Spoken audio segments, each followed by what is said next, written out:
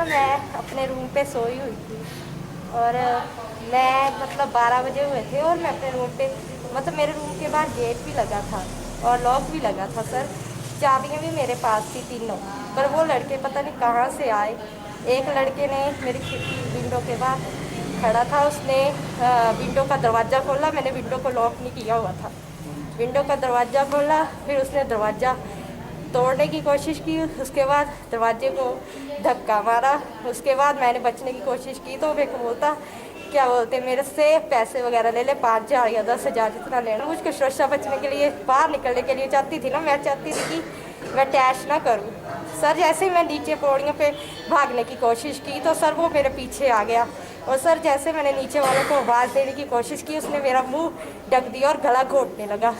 वैसे ही एक लड़का और आया सर, उसने बोला कि तू क्यों इसको ऐसे परेशान कर रहा है। पता नहीं सर उनकी साजिश थी, 4-5 लड़के वो थे, ऊपर भी थे सर। फिर उसके बाद मैंने जंप लगाया, फिर मैं नीचे मतलब गिर गई और मेरा दोनों पैर जो फ्रैक्चर हो गए और कमर का भी मणका वगैरह हिल गया। तो सर नीचे वालों ने मेरे को उठाया और सर उन्होंने मेरे को फिर अपने रूम में रखा। तब भी वो लड़का उनके रूम पे धक्का लगाने लगा। बोलता है अगर आप लोगों ने इस लड़की को बाहर नहीं निकाला तो फिर आपसे भी ज़्यादा अच्छा नहीं होगा। सर फिर मैंने पुलिस को कॉल किया, तब पुलिस वाले भी यहाँ पे आए। एक लड़का है उसको जानती हूँ सर मैं, वो पहले से भी तंग कर रहा था। मैंने उसको अवॉइड करने की सोची सर, क्योंकि मैं अपना बिजनेस भी करती हूँ। मैंने सोचा अगर इनके कहने पे मैं वो करूँगी तो मेरा बिजनेस ख़राब हो सकता है, मेरी इमेज ख़राब हो सकती है। तो सर मैंने इसकी कंप्लेंट नहीं करवाई। फिर सर इतना बड़ा हादसा करेगा मेरे को नहीं पता, तो मुझे नहीं पता आप वो क्या डिमांड कर रहे हैं। बट आप क्या चाहते हो? सर मैं तो यही चाहती हूँ कि उनको सजा हो, क्योंकि सर जैसे मेरा अगर कसूर होता तो मैं गलती मानती। जब मेरा कोई कसूर नहीं था सर तो फिर मैं क्यों वो करूँ। मैं तो चाहती कि उनको सज़ा मिले, जैसे मेरे को जख्म मिला है। मैं कल को अगर मैं ऊंची बिल्डिंग से छलांग लगाती तो मेरे तो बचने के चांसेस नहीं थे, और अगर मैं छलांग नहीं लगाती तो फिर मेरे रेप होने के चांसेस थे। अब मैं एडमिट है, पूनम नाम की लड़की है। कल सुबह एडमिट हुई है 4:45 पर, ठीक है। उसके दोनों पाँव में फ्रैक्चर है और एडमिट है, ट्रीटमेंट चल रहा है। सिर्फ इतना पता।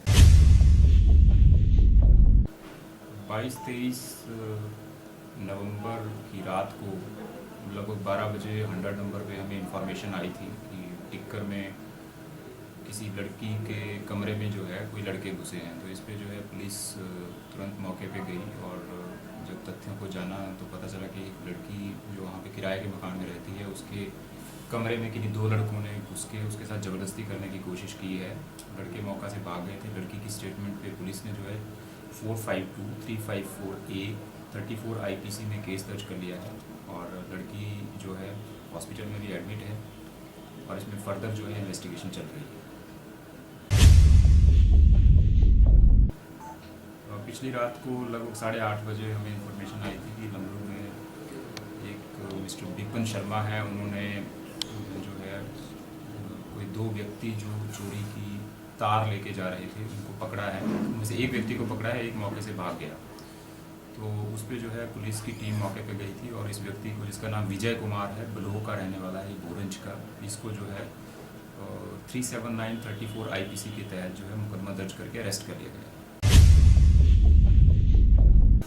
बड़सर में जो है हमने री ग्लोर में जो चोरी हुई है लेटेस्ट जो है, उस केस में 3 व्यक्तियों को हिरासत में लिया है। ये तीनों व्यक्ति जो है नगरोटा बगवां के रहने वाले हैं और इसमें जो है ये 5 दिन के अभी पुलिस रिमांड पे है केस में। और इसमें पुलिस जो गहनता से पूछताछ कर रही है कि बाकी चोरियों में इनका कोई इन्वॉल्वमेंट है या नहीं है, और बाकी भी इनका प्रेसिडेंट्स एंटीसीडेंट्स जो है वो चेक किए जा रहे हैं।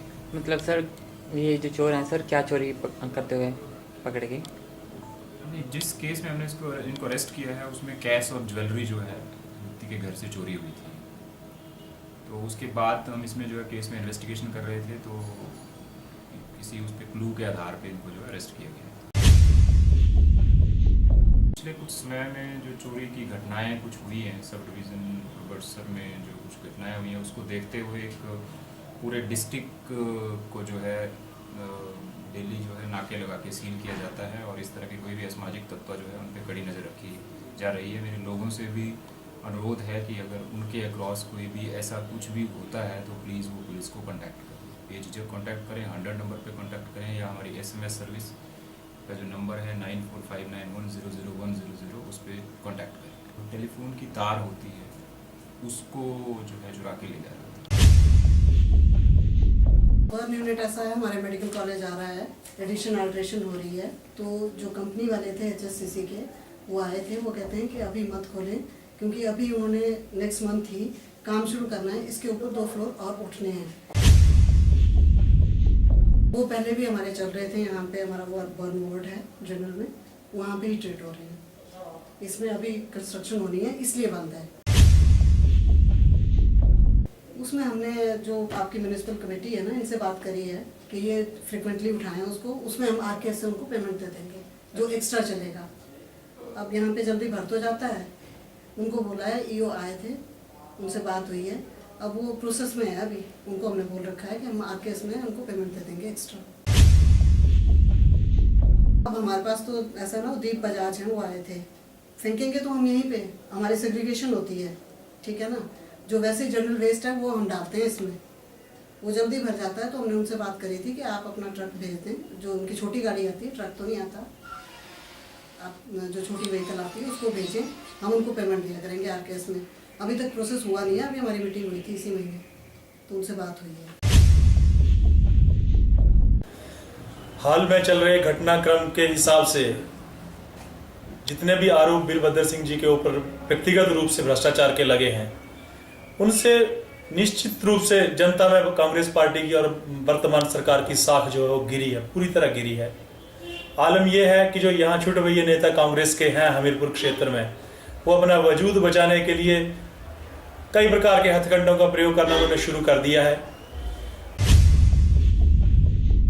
मैं जिला हमीरपुर फुटबॉल संघ के पदाधिकारियों को और अंडर 17 के हमारे जितने प्लेयर हैं उन सबको बधाई देता हूं, प्रदेश खिलाड़ी संघ की तरफ से, युवा मोर्चा की तरफ से, जिन्होंने अभी हाल ही में प्रदेश स्तरीय जो प्रतियोगिता कांगड़ा में हुई उसमें रनर अप का स्थान जीता है। अपने आप में बहुत बड़ी बात है। आज खिलाड़ी संघ की ओर से इन बच्चों को, इन युवाओं को सम्मानित करने का, प्रोत्साहित करने का कार्यक्रम था। बहुत अच्छी इनकी टीम है, यही बच्चे इस देश का भविष्य हैं और मेरा पूरा विश्वास है कि आने वाले समय में DFA के मार्गदर्शन और फुटबॉल संघ के जितने पदाधिकारी हैं जो बहुत अच्छे से पिछले 4-5 वर्षों से यहाँ हमीरपुर को बतौर फुटबॉल की नर्सरी स्थापित करने में सफल रहे हैं, आने वाले समय में और अच्छा इनका प्रदर्शन रहेगा। हमीरपुर के युवा जो हैं न केवल प्रदेश स्तर पर बल्कि राष्ट्रीय स्तर पर भी अपनी प्रतिभा का लोहा फुटबॉल के माध्यम से मनवाएंगे, ऐसा मेरा विश्वास है। और खिलाड़ी संघ और युवा मोर्चा का हमेशा सहयोग इनको आगे लाने में, इनको प्रोत्साहित करने में, इनको उत्साहित करने में रहेगा। मैंने ये प्रयास किया और आज पहले हमने अंडर 14 टूर्नामेंट जो बिलासपुर में हुआ उसमें प्रथम स्थान विनर रहे हम।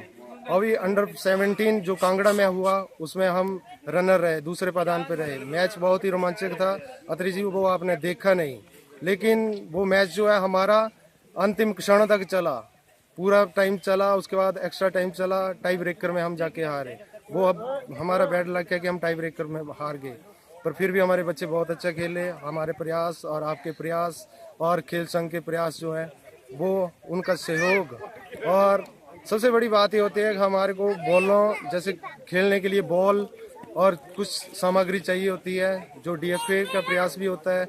लेकिन मैं इकाई संघ से भी एक गुजारिश करता हूं कि वो भी हमारा ये सहयोग करें ताकि हम बच्चों को, और जो गरीब तबका है हमारे पास मैक्सिमम जो है, देखो बड़ा में भी टूर्नामेंट फुटबॉल चलाया, हमारे बॉबी भाई जी ने चलाया हुआ है, वहाँ भी बच्चे गरीब बच्चे आते हैं, कई दिहाड़ीदारों के बच्चे हैं, यहाँ अणु में भी कई दिहाड़ीदारों के बच्चे हैं। तो थोड़ा हमारे पास जो है वो फुटबॉल और उसकी सामग्री की कमी खलती है हमारे को।